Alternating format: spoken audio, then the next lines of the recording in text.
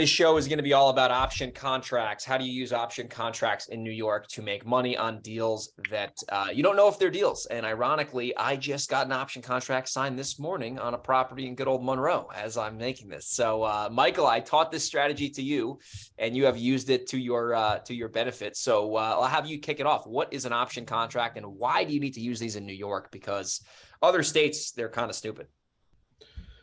Right. So you being a teacher should really explain, but I will. I like when you communicate instead of me. You're a little more calmer than I am. So it's difficult to get into a regular real binding contract in New York. What you do sometimes to sort of make a seller believe that they're bound to you is you send them what is a one-page option contract, which basically says, hey, Mr. Seller, I want the option to buy this property for the next 3 weeks. Typically, do you ever give any money on it? I've never given any money on it, too. I didn't put it in the contract. Right. And you basically say, and to a lot of sellers, this makes sense. You say, listen, I need to do some research, right? I need to bring in contractors. I need to figure out if this is going to make sense. I need to wholesale it. I may need to bring potential buyers. All I'm asking is give me 3 weeks. We're going to sign something simple. You want to show it to your attorney, you can. You don't have to show it to your attorney if you don't want to. And what it says is that if I can make any money on this at this price, we'll go to a formal contract after, or we'll go to closing, whatever you want. And if not, then I'm going to walk away because you know that I'm not going to buy this property if I can't make money. And I've used it a couple times. Obviously the major downside to it is that if somebody just says hasta la vista, I'm not selling it to you, then they can walk away. You really don't have any legal teeth to this. But the advantage is a lot of sellers will think, well, I'm bound to this guy. So my most recent one did not work out. They ended up listing it, and the listing agent found somebody who was paying more than me, obviously. But I've had other situations where I signed, they did it. I saw that I can make money on it, so we went to formal contract after. Yeah, so, no, the option contract, you explained that better than I did, Michael. So this is why, you made a lot of good points that I want to start picking apart. It's the first thing is that it's so hard to get in contract. I have a contract that I'm flipping. I'm not even wholesaling this house in Rock Tavern. It's been over a month. I don't have the fucking contract, the correct contract. They sent me some Fugazi thing that I was like, this is not going to work. And then what happened? So explain what happened. You got an option contract on it first, or you didn't? No, I'm flipping it. I don't even need one. I went there. I actually went on the appointment, ironically, and went there and got the deal. And the fucking attorney was just holding his testicles for like 3 weeks. And I was like, what? I was telling him, like, listen, I need a contract. Doesn't get a contract. And I'm like, all right, well, we need this contract. So they send the contract like 2 weeks ago. And by the way, this thing got accepted in November. Get the contract. It's got all this bullshit in there. And I'm like, no. I need the down payment to 15 grand. I need this. I need that, and then I still don't have it. I'm literally about to send the money to the deposit and I don't have the fucking. So very common. People don't understand that. The only state in the union that where you, let me tell you. So I have a CRM, and the CRM had categories, right? So I'm just going to look at it now. Like the buckets or whatever. So I'm looking at this, and it has no contact made, appointment set, offers made, under contract, right? Ideally, if I had my druthers and I could customize this, I would have seller accepted the offer as a bucket, because in New York, in every other state, when a seller accepts your offer, you slide a contract across the table, you sign the contract, and whoopee, let's go. But in New York, there is this time period, which can be several months sometimes. Month. Yeah. It can be several months. I've had that happen. Between the time a seller says yes until you're under contract. And the goal of the option contract is to give you, at least give the appearance of controlling the property. Hopefully the seller will not understand that it's really pretty weak. And therefore, what it means is that you have an option to find out if you want to wholesale it. I mean, you may even want to close on it, right? It's possible, but maybe you want to do some due diligence before you actually get the contract. So that's the point of an option contract. And by the way, I never knew these things existed until Greg Helbeck showed them to me. But it's a good tool to have, especially in New York, if you want to speed up the process so that you can go check to see if maybe you can make money on You can this. validate the market. You can validate the market. And that's where you got it. This is, so we just talked about all the benefits, why these make sense. Most sellers sign up. I'm dealing with these two savvy guys in Monroe who are well known.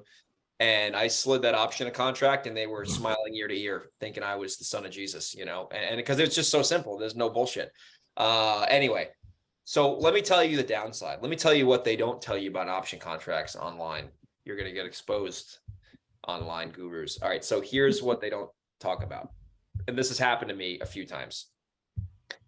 When you wholesale a house in New York and you have an option contract, the buyer, let's say you find the buyer and it's a deal and you're going to make 30 grand.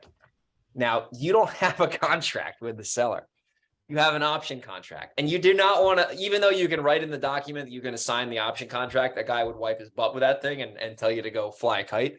So you're in a really tough situation because I actually had this happen and we worked it out, but we had an option signed. We found a buyer, Hershey, our mutual friend, and he's cool. He knows what's going on. So he didn't give me any flock, but if this was a guy I didn't know, they probably would have been suspicious. I actually had this happen and it bit me in the ass.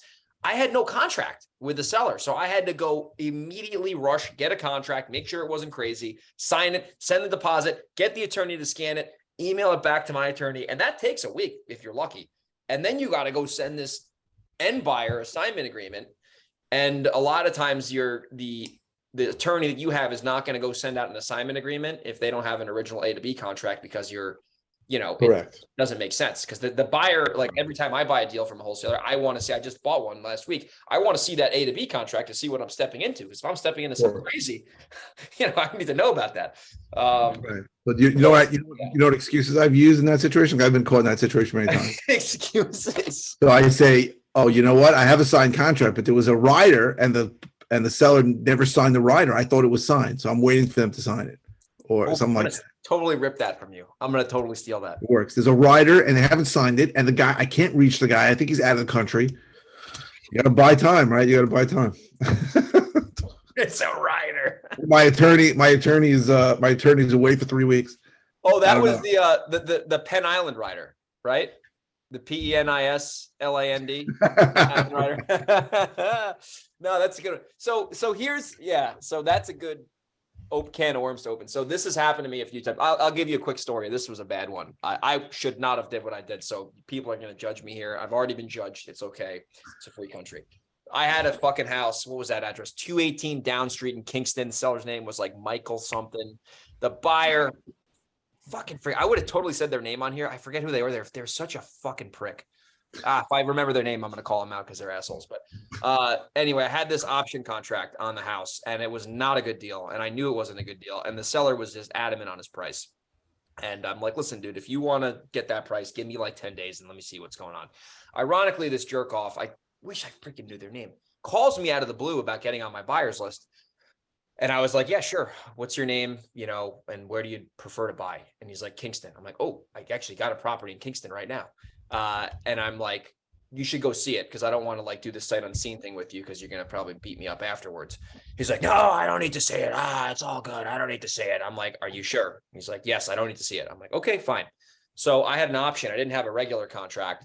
So his attorney kept like basically persisting to get this contract we didn't have with the seller. And the buyer kept jerking me around and the whole thing blew up. The buyer basically was bullshitting me the whole time. That's why I'm calling him a jerk off. But if I had a contract with the seller, the main point I'm trying to say is I would have been able to send that guy an assignment agreement within the day and he would have given me a yes or no within 2 or 3 days. But the fact that I didn't have a contract, I really had nothing to send this guy. And I was kind of like, oh my attorney's on vacation. He's in the Galapagos Islands. Like, it's complete bullshit. So I've had that bite me. But if you work with buyer, a lot of our buyers we know pretty well. Like I'll just kind of tell them like, hey, like I got this little goofy option contract on this thing. We've done business before. Can you give me like a week to get a PSA and we'll assign it to you? And that's what I do. What do you do in this scenario besides come up with your clever excuse? Again, if I know the guy, they'll always wait. Right. The guys that have dealt with us before, they'll wait. I'll say, listen, I need a little time. I'm working one thing out. Right. Sometimes they know you're not even in contract and they don't care if you don't care. You sold the deal to them before, they're fine buying the deal. Yeah. It's the new guys that go, well, where's the contract? Where's the contract? Where's the contract? Oh, So no. you need to, bullshit those guys. That's the way it is. You have to bullshit them. Here's where option contracts can be a good negotiation power, right? There's a lot of people want to be better negotiators. So there's always that clever line in this business. It's like my price, your terms, my price, whatever you want to say. So a lot of times I find these options most effective. Well, obviously when there's like septic issues and there's permit issues and there's like, maybe it's a development deal. Like there's obviously a lot of ways you could use these, but I've always found, and especially with Brett, I've like trained Brett on how to do this. If the seller is what we call them a tweener, they're kind of a deal, but we don't know if they're 100% a deal. We just propose this. We say, listen, Sally, or well, hey, Michael, listen, I know you have this house. You've owned it for so long. You've been paying the taxes forever until this year. I know you want your 250 for the property. And I can't say right now I can 100% do that because there's a few things we'd have to really uncover to see if that number makes sense. Now, if we were able to get your 250, would you be open to giving us a 10-day period to basically do some research in order to make sure we can do that? Because the ultimate downside, Michael, is that, if it doesn't work out, you'll know in advance. I don't want to agree to 250 and have you think you're selling your property to me and then me ultimately not be able to buy this thing and waste your time. So I would want you to know in advance if we got this agreement completed, it would give me 10 days to buy the property. During those 10 days, I'd have the ability to do some research, homework, take some contractors there, maybe take some buyers there, see if I can make a profit. The absolute worst thing that can happen is that, after 10 days, I'll say, hey, this is not going to work at this number. And then, no harm, no foul. Is that something you'd be open to or probably not? I mean, it's such an easy pitch because they want their fucking price. So you're not really, you're like an order taker at that point. You're giving them a way to get their number, and you're not saying I'm not locking this up for 4 months jerk off buyer who's going to flip on you. I need 10 days. I need 2 weeks, 3 weeks, whatever it is. Most guys are going to say, okay, why not? It is a very easy sell, and because they feel like they're almost obligated to do it with you because like you're asking, like they're getting their price in theory, even though it's still at a discount. And then they're agreeing to your terms, which the thing with an option is it's reasonable. Like if someone came up to me and was like, hey, Greg, I might want to buy one of your rentals. Can I have the option to buy it for some crazy price? I'd be like, yeah, sure. I don't give a fuck. Like whatever. Worst case scenario, so it's not a really difficult. The no lose situation for the seller. It could be a lose situation for you, like I had, where the buyer basically screwed me over.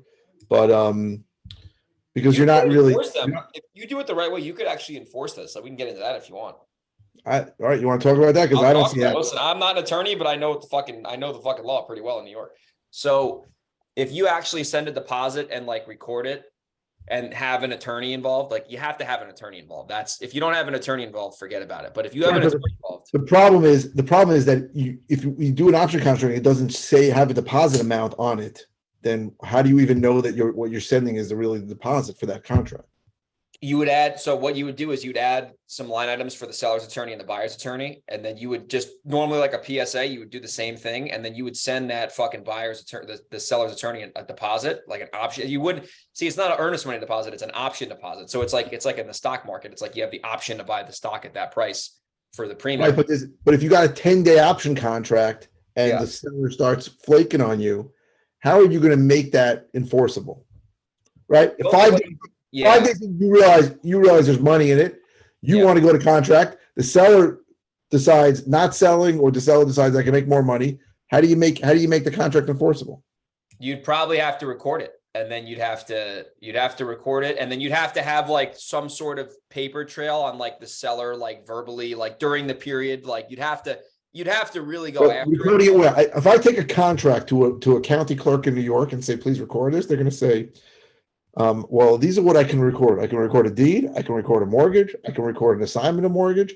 I can record a list pendants. I'm sorry, there's nothing here for a contract, sir. Please drop that. So, okay, maybe out of state, this will be better because I'm thinking out of state, you can do this in 2 seconds. Out of state, maybe, but in New York, it's not so easy. Well, the recordings in my county take 3 months. I forgot about that. Right. So what is 3 months? It's crazy. So I don't know if you can really enforce it in New York at all. But in other states, the thing is, though, your deposit, though, your option, like let's say you put like $1,000 deposit and the seller and the seller's attorney has it, and then they say no, and they don't want The to give seller, it back. but the whole point of doing this option contract is we're not getting attorneys involved. So how are we getting the seller's attorney If involved? there's no attorney involved, you're fucked. If there's an attorney involved, you have a slightly decent. But listen, there's never, if I'm doing an option contract, one of the main reasons I'm doing the option contract is to avoid an attorney. Yeah. Interesting. So that's the one downside, right? If the seller gets wind and says, you know what, I must be selling this too cheap because this guy's got 400 people buyers in there, 400 people coming to the house in an hour. I might be selling this too cheap. That's what happened to me on the last one. It's gone. But sometimes they care and sometimes they don't care. But you know, what did I really lose? I didn't have a deal before I did the option contract. I don't even know if it was a deal. So that's a great way to reframe it. That actually happens to me all the time when we like actual deals go down the shitter. I'm like, you know what? What if they never called? Right. So deals die all the time, right? Deals die, and you can look at it as this is, listen, when you're first starting and you lose that first deal, it's like someone punched you in the nuts. But when you have enough of a pipeline, you have to be. That's what everybody's goal should be when they build a business, is that they have enough deals in their pipeline that if one dies, they don't get upset. Right? Enough lenders, if you're using private lenders, enough private lenders in your pipeline, you don't get upset that if one left. I remember when I started this business, I had a private lender who I think he had $300,000 in me, and one day he's like, I need the money back. I'm getting divorced or something, and I was freaking out. And I said, wait, did he have money in projects? Yeah. I would have been like, dude, you got a fucking doc sign with me. Like, I can give you the money back in 12 months, whatever. No, but like he was like crying, like he was getting divorced. He needed the money, and these properties were selling, and I already had earmarked the money for new deals. So he said, when we finish them, give them back to me, and I'm out. And I almost had a heart attack, but I see what you're saying. So I said, I have to get my business to the point where I have enough lenders that if one says I need my money back, I don't care. That's everybody's goal for the business should be that, right? That you have enough deals in your pipeline that if a couple die, you're still okay. Enough lenders in your pipeline, enough of everything in your system that you understand that things happen.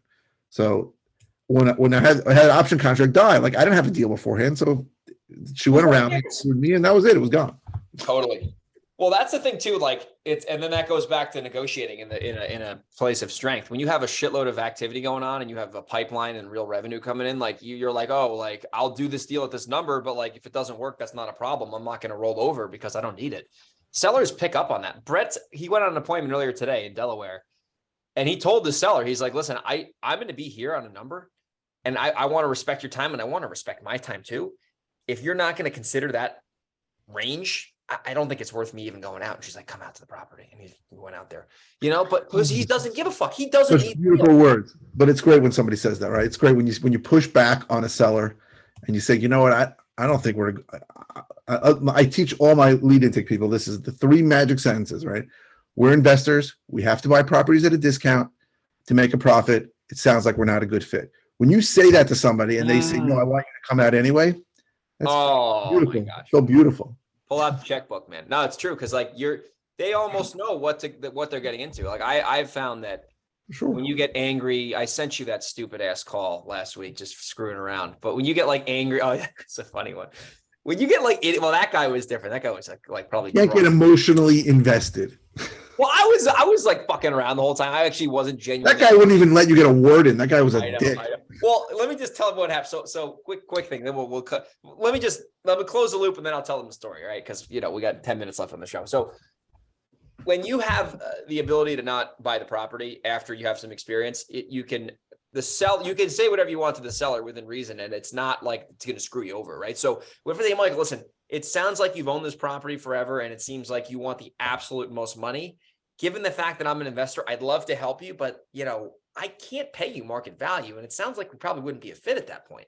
That's a statement that's going to get the truth to come out. And the truth is, yes, you're absolutely right, Greg. Thank you for being upfront and not wasting my time. That's the number one thing that sellers tell us is thank you for being honest and upfront and not wasting my time, especially in New York, because people are smart.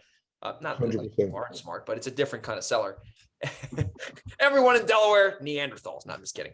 Right. And then you have the opposite, which is better. Is no. Well, I actually had a guy today. He was Brett was at the gym. I took this fucking call, and this guy was like, "Oh, I'm selling for reasons." Reasons. What the fuck does that mean? And then 10 minutes later, I'm like, all right, so it sounds like you're in no rush together. No, I got some personal stuff. I really need to get out of here. Need to sell this property right away. like if you just push back a little bit, like they open up Nothing. like a can of worms. New investors are terrified of pushing back. And by the way, it's very hard for me to train Filipino people to push back because their culture's not like, their culture's not like that. And they most of them got trained in a customer service environment where they were told never push back, right? Always say, "Oh, I'm so sorry, I'm so sorry, I'm sorry." And I tell push back. When you push back, nothing wrong can happen. If a guy needs your help, that's when they're going to be attracted to you. And if they didn't need your help and they weren't going to sell to you, you get rid of them earlier. It's much better. There's nothing can go wrong by saying, "Listen, I'm an investor. I got to buy properties at a discount to make a profit. It sounds like we're not a good fit." It's nothing. You can never lose. Never. It's great. What did I say? Sales is a disqualification process, not a qualification process. Your qualification process should be to disqualify. It shouldn't be to qualify. That's what we do. We just disqualify all day long. 100%. As I tell Brett, and then I'll tell everyone the story. I say, Brett, go behind the barn, pull the shotgun out and blow the trigger. Shoot that deal right in the damn head. And he always laughs. I'm like, shoot it behind the barn, right? I say, take it behind the barn right now, right behind the barn. He'll figuratively walk behind that barn. He puts his boots on, he pulls out his gun, he puts his hat on, and he just goes, bam, and he blows the deal up. I say, get rid of that fucking thing. We're not solving a problem for them. And then he'll write, shot in head. Anyway, all right. So quick story. We'll end the show after this. I sent Michael a video, or it wasn't a video. It was like an audio clip. We got a voicemail. I didn't call. Actually, I called the guy back afterwards, but I normally don't listen to those. You did call the guy back? Or you called? I called him back afterwards. Normally I wouldn't. So I get this voicemail from this, and we'll make a lesson here in a minute, but get this voicemail from this crazy guy. Sounded like he was drunk, probably 10 o'clock in the morning. I was at my kitchen table having a cup of coffee, trying to wake up. And I'm like, I haven't heard a voicemail like this in a while. And I actually called him back. I called him back and I said, this is interesting. Actually, I texted him first. I said, what's going on? Anyway, he was just talking shit. So I called him up and I recorded the call. I recorded me on speakerphone like this. If people are watching the YouTube video, and then the computer was recording it. That's how you started. You're going back to your roots. You used to record your calls to sellers on. Yes, exactly. Going back. That's the first time I saw you was on Facebook, like doing that. That's right. That was a long time ago, Anyway, so I'm on the phone with this guy, and the whole time I'm just like kind of joking. I was getting a little irritated at the end because I was just like, this guy's a fucking moron. But he just kept absolutely like badgering me. Like, did you understand? Did you understand? Do you acknowledge that I do not want to be called? It was so funny because he was oh my God. You know what? I'm gonna play it right now on this podcast. I have it pulled up here. I saved Don't play it. It's not, I don't think anybody's gonna learn it. Why don't you tell the story of why you made the call? No, I'm playing the first one, not the bad one. I'm gonna play the I never heard that. That one I'd like to hear. Of course, Michael. I kind of know what I'm doing here, man. Jeez Louise. Sorry for doubting you. I'm not playing the second one. That's not worth. No, this is the good one. So let me play the actual call. I got this voicemail. So most podcasts you guys listen to, clearly, you don't get this type of information. So I hope to God you leave us a review. All right, here's the voicemail. Hey, cool guy. You don't know my client in the first person familiar. So your introductory letter is really written at a childish level. You didn't even fill the correspondence correctly. Don't describe the business that you belong to, and other really fundamental actions you've taken that don't really look at me as if you are serious, and or your claims are all that you say. Your puffery, your salesmanship is garbage because of your introductory business letter. So, Greg, yeah, awesome, brah. What do you say? He said, awesome, brah. Awesome, brah. What did you send? You sent a letter to I sent him a letter to the tax delinquent list in Orange County. I sent him a letter. It was like the most normal letter. It was like, my name is Greg. I want to buy your property as is. It was a professional letter. It was no bullshit. It was a normal letter, like normal letter. You're puffery. So I got that voicemail and I'm just thinking, I'm like, what is this guy on? I like look reverse phone number, like trying to look him up. Yeah. But he didn't even leave a name or a number. I called the call rail number back. Like I called the caller ID back because he called in. And I didn't record this part, but the first thing I said to him, I said, I I said, I can't believe people like you have a real estate license. I said, holy crap. I said, this is insane. I said, you're a hedge fund manager too. I didn't know you're that smart. It was shit talking hard. He was fucking. By the way, that guy was hitting the sauce already. Clearly, couldn't even get he couldn't even verbalize. Anyway, the point is, listen, if you do enough marketing, you're going to get calls like that. And at this point, they're funny. You know what I've gotten calls from? You know how crazy this is? I've gotten calls from local villages in Long Island, really? where the person that I mailed it to brought the postcard or postcards to the village and said, "Can you please get this guy to stop mailing me?" And they said, "Hi," and I'm like, "What?" She's like, "Yeah, she doesn't want to be mailed anymore." I go, "I'll be happy to take her off the list." I said, she goes, and she's saying it's illegal for you to mail. I go, "I hate to tell you this, but there's no such thing as a do not mail list. I can mail whoever I want if I want to pay the postage. I can mail you. I can mail her. I can mail you every day for the rest of your life. And that is not considered harassment. And there's nothing illegal about it if I don't put anything threatening in there." So I've gotten that. People have come. And I'm always shocked. I'm like, somebody cares that much? You can just call the number and say, take me off the list. You and I get calls like that all day. We're fine with that. Scam calls I just literally have a system. I just literally delete it, you know? It is not, I don't get insulted. If you don't want to sell, I don't want to pay the postage next time I mail you. You're doing us both a favor. Thank you. You think I like spending money on postage mail that's going to get thrown out?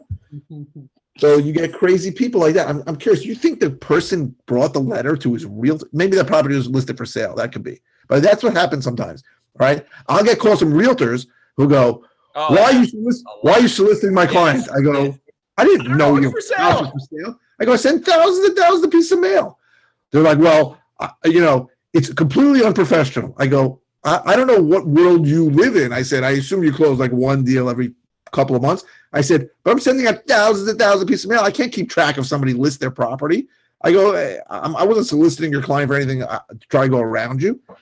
And then they go, oh, and are you licensed? I go, yeah, I am licensed. They go, then you should know better. I go, how the hell am I supposed to know if something went active after I mailed it out? On my 10,000 person minimum list, versus, people are nuts. There's no way to avoid idiots like that. There's just no way.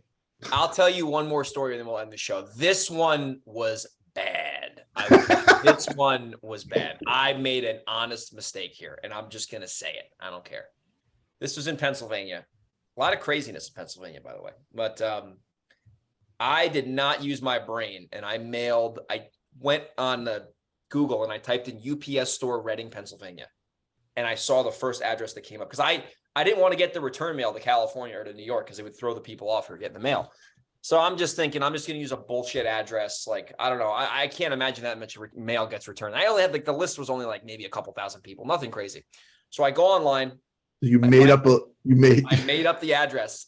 So this is bad. I make up the address. So it's actually a real UPS store that I'm not a paying customer at. You have to, I fucked that. This story is insane. I almost got sued. I was this close to getting sued.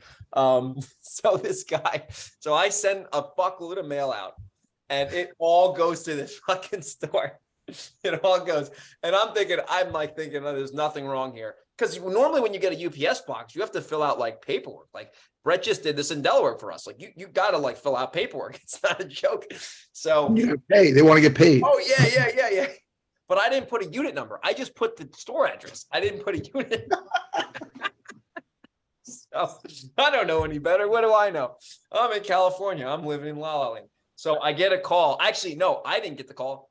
Anna got the call. Someone on my team got the call, and because it got brought to my attention quickly. They were like, "Hey, did you hear this voicemail?" And I'm like, "What are you talking about?" They're like, "No, did you hear this voicemail?" And I'm like, "No, I have not heard the voicemail. Can you please tell me?" And so I listened to this voicemail, and this guy is going crazy. He's going absolutely crazy. Who is it? The owner of the UPS store. He's going crazy. No, sorry. It was the owner. So real quick, I found this out afterwards. It was a pharmacy and a UPS store in the same commercial building. It was 2 units. One was a UPS store. One was a pharmacy. So this guy owned the pharmacy. So I thought. So he's like a pissed off pharmacist throwing penicillin at me over the phone. I'm like, fucking dude. Like, I'm like, so sorry. I screwed up. I should not have done that. Like, I took all the wind out of his sail. I'm like, I fucked up. Shouldn't have done that. If you got to sue me, you got to sue me. I get it. I'm taking responsibility.